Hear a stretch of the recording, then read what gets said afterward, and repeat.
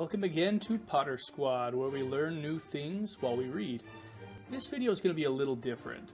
I realized that I neglected to include our very first recording, which was a short section at the very end of Chapter 28 of Harry Potter and the Goblet of Fire.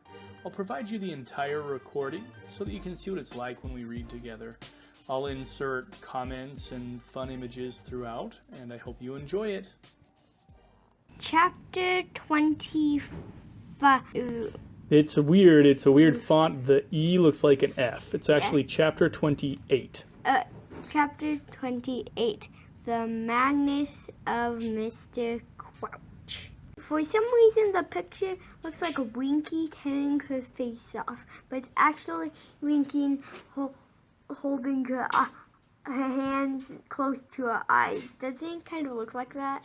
Yep, it does look like that. It's kind of creepy a little bit. Yeah. Hold on. Why does it nose kind of look like a mouse with two fangs? I'm on to it, growled Moody, and he pulled out his wand and limped off into the forest. Neither Dumbledore nor Harry spoke again until they heard the until they heard the unmistakable sounds of Hagrid and Fang returning. Hey, what? Barnaby, Stampy, dog, Stampy cat. Why does the cat have a dog? Say when bad guys switched their minds, but they got switched back. Mom, What? Yeah, what does he say? he says, I love food. Me love Stampy. Pat my belly. So silly. Let's see. Karkaroff was hurrying along behind them. He was wearing his sleek silver furs, and he looked pale and agitated. "What is this?" he cried when he saw Krum on the ground and Dumbledore and Harry beside him. "What's going on?" "I was attacked," said Krum, sitting up now and rubbing his head. "Mr. Crouch, or whatever his name is." "Crouch attacked you? Crouch attacked you? The Triwizard Judge?" "I go," said Dumbledore. But Karkaroff had drawn himself up, clutching his furs around him, looking livid. "Treachery!" he bellowed, pointing at Dumbledore. "It is a plot! You and your Ministry of Magic have lured me here under false pretenses, Dumbledore. This is not an equal competition. First, you sneak Potter into this tournament, though he is underage. Now, one of your Ministry friends attempts to put my champion out of action. I smell double dealing and corruption in this whole affair. And you, Dumbledore, you with your talk of closer international wizarding links, of rebuilding old ties, of forgetting old differences. Here's what I think of you."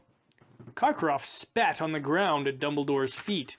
In one swift movement, Hagrid seized the front of Karkaroff's furs, lifted him into the air. Rowling's vivid description of the warm clothes that Igor Karkaroff wears led to an important, uncomfortable lesson in this chapter.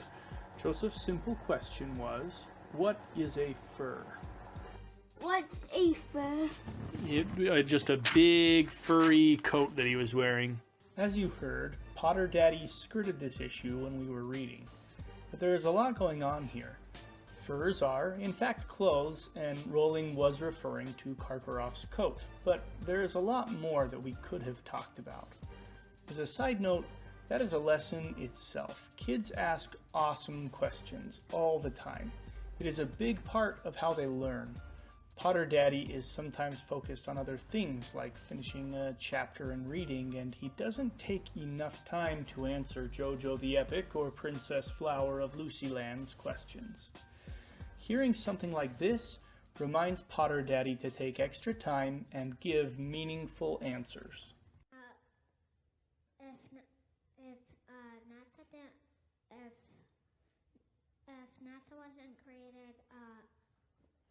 If NASA wasn't created, what would happen to What would happen to our universe?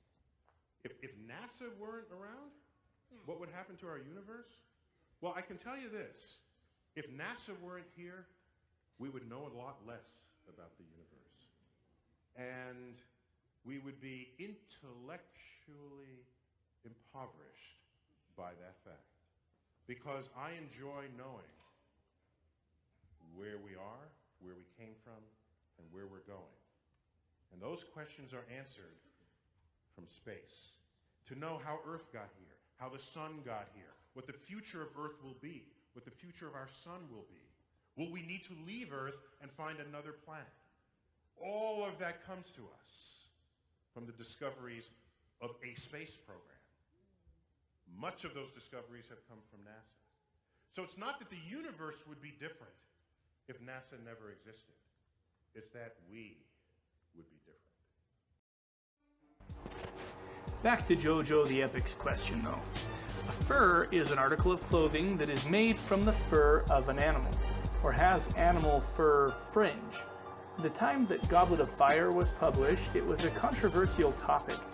Organizations like PETA, People for the Ethical Treatment of Animals, campaigned strongly against the production of furs. That campaign continues today, though their focus has changed to emphasize their position on veganism.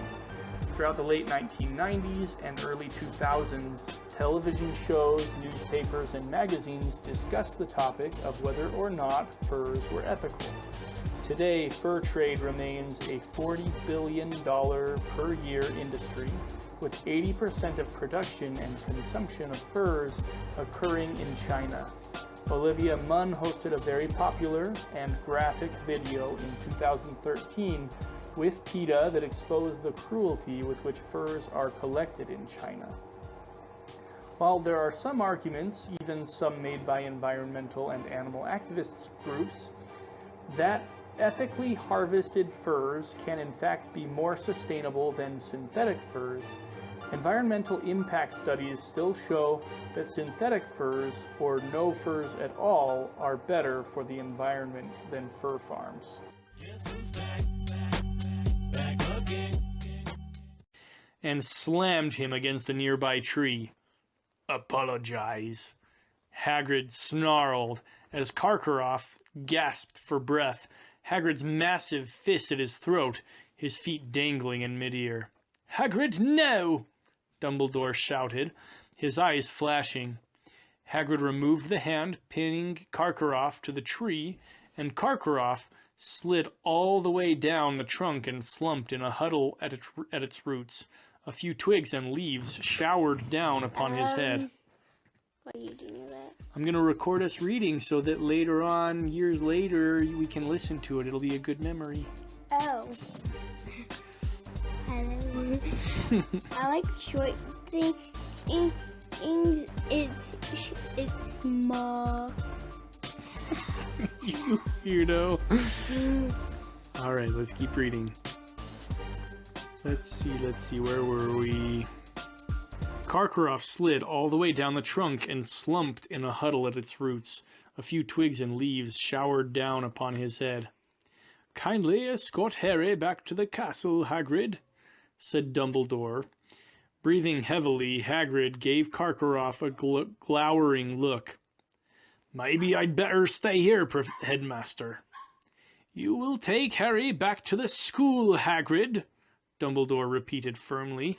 Take him right up to Gryffindor Tower. And Harry, I want you to stay there. Anything you might want to do, any owls you might want to send, they can wait until morning. Do you understand me?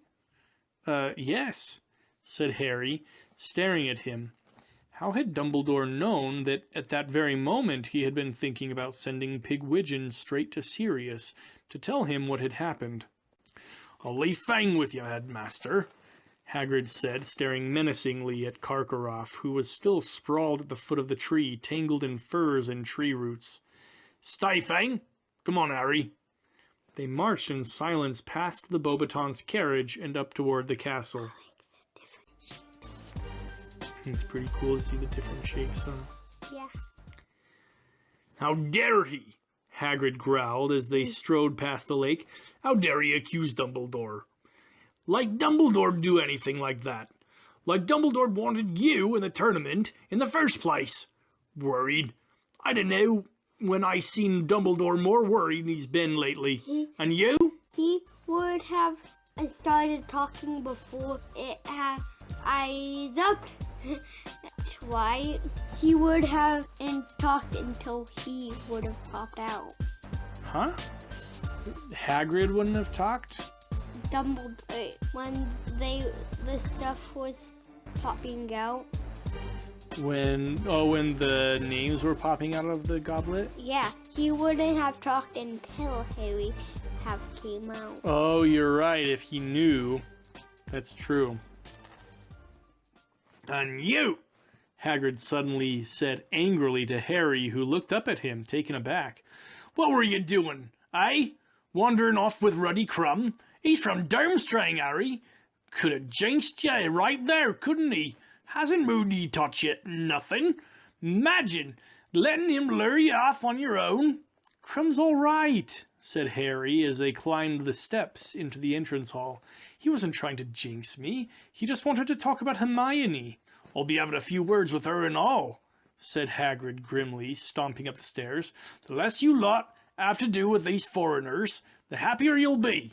You can't trust any of them."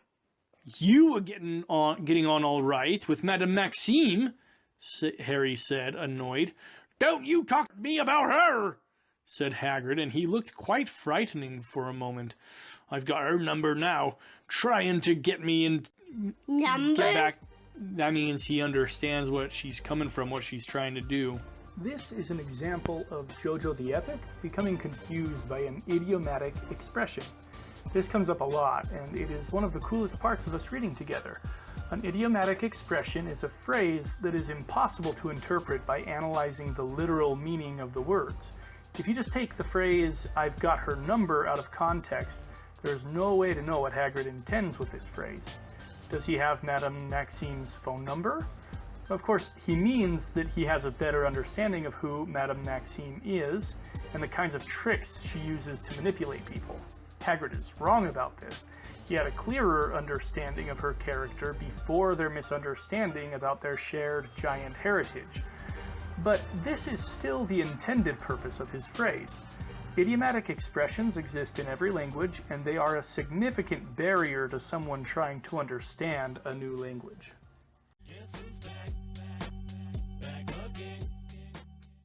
Trying to get me back in good books? Trying to get me to tell her what's coming in the third task? Ah! You can't trust any of them!